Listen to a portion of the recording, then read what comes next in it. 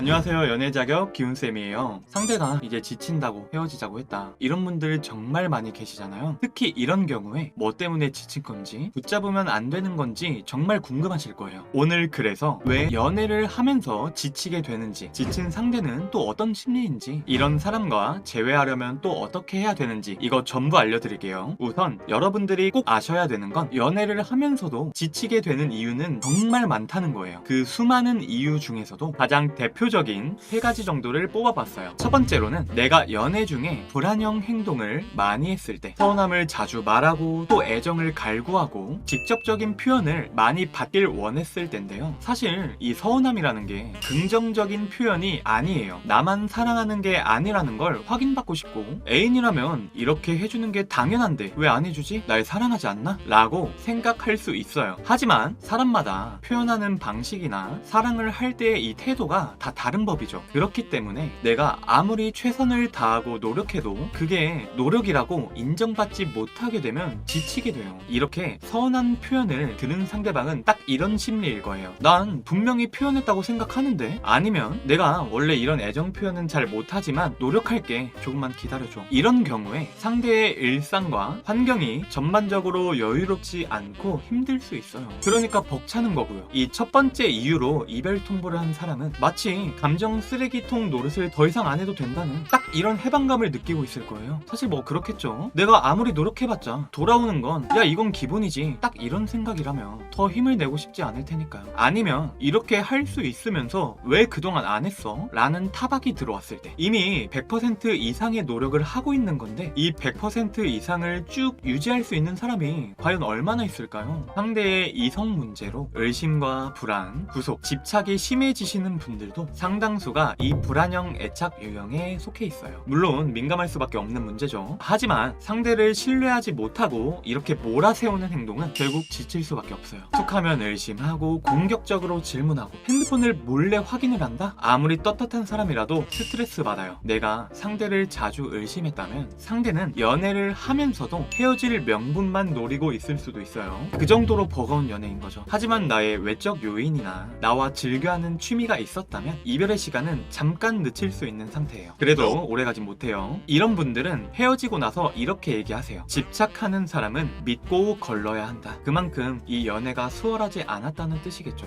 그럼 두 번째로 지치게 되는 이유는 공감과 배려가 부족해서예요. 공감과 배려를 받지 못하는 사람은 존중받지 못하고 있다라는 느낌을 느끼게 돼요. 연애는 서로 잘해주자고, 우리끼리는 서로의 편이 되어주자는 거잖아요. 그런데 나를 배려해주지 않는 연인, 이런 이기적인 연애를 끝까지 끌고 갈 순 없어요. 이런 이기적인 연애에서 얻을 게 뭐가 있을까요? 인간관계는 결국 주고받는 게 성립되어야 돼요. 첫 번째 이유에서도 말씀드렸는데, 인정을 받지 못하면 더 노력하고 싶진 않아요. 자존감까지 하락되고요. 이렇게 내 자존감을 깎아먹으면서까지 이 연애를 계속할 이유는 없잖아요. 사실 이런 경우에 연애를 놓는 건 내가 바뀌지 않아서이기도 한데요. 보통 사람들은 이런 이기적인 행동을 하는 애인에게 몇 번씩 요구사항을 말해요. 핸드폰만 하지 말고 수저 좀 같이 세팅하자. 혼자 쉬고 싶으면 갑자기 잠수 타지 말고 미리 언질이라도 좀 해줘. 그럼 내가 이해해줄게. 이렇게 해요. 하지만 아무리 이렇게 말해도 바뀌지 않고 내 입만 아프다면, 몇 번이나 말을 해도 고쳐지지 않는 이 상황이 답답하고 계속 안 좋은 소리를 하게 되는 내 자신에게도 회의감이 들겠죠. 이별 후에 특히 헤어지길 잘했다, 딱 이 생각을 많이 갖게 되는 경우에요. 마지막으로 지치게 되는 이유는 습관적인 거짓말이에요. 뭐 너무 당연하겠죠. 큰 거짓말만이 위험한 게 아니에요. 정말 사소하게는 데이트 시간에 맨날 지각하는 분이 계셨거든요. 어디냐고 전화를 할 때마다 거의 다 왔어, 맨날 이러시는 거죠. 당연히 그분은 지금 막 집에서 나온 상태였고요. 네, 차이셨어요. 거짓말을 들키는 순간 신뢰는 깨져버려요. 얘가 지금 하는 말이 진짜인지 아닌지도 모르겠고, 뭐 어떤 경우에는 뭐 날 위해서 내가 싫어할까봐 그랬다는데 또 언제까지 뭐라 하기도 좀 애매하고, 그렇다고 그냥 넘어가는 건 또 아닌 것 같고, 이렇게 거짓말을 듣는 사람 입장에선 정말 미치는 거죠. 거짓말이 반복되면 반복될수록 이별은 확실해집니다. 자고로 연인이라면 신뢰를 바탕에 두고 있어야 되는데 신뢰 회복이 더 이상 불가능하다라는 생각이 든 거죠. 내가 미처 아직 모르고 있는 거짓말들에 대한 불신도 물론 커지고요. 이 상황에선 항의 행동이나 비꼬는 행동도 나올 수 있어요. 그럼 이렇게 지친 사람과의 재회는 과연 아예 불가능한 걸까요? 그렇진 않아요. 어쨌거나 사람이 지치게 되는 모든 이유는 결국 대화가 안 대화를 통해서 라고 설명할 수 있는데요. 솔직히 대화로 되는 수준이면 지칠 이유도 없으니까요. 대화하면 바뀌고 고쳐지는데 어떤 사람이 지치고 헤어지려고 하겠어요. 그래서 이렇게 지쳤다는 사람과 다시 만나고 싶을 때 반드시 대화가 통하는 모습을 필수적으로 어필해 주셔야 돼요. 물론 상대 입장에서는 더 할 말이 없을 수 있어요.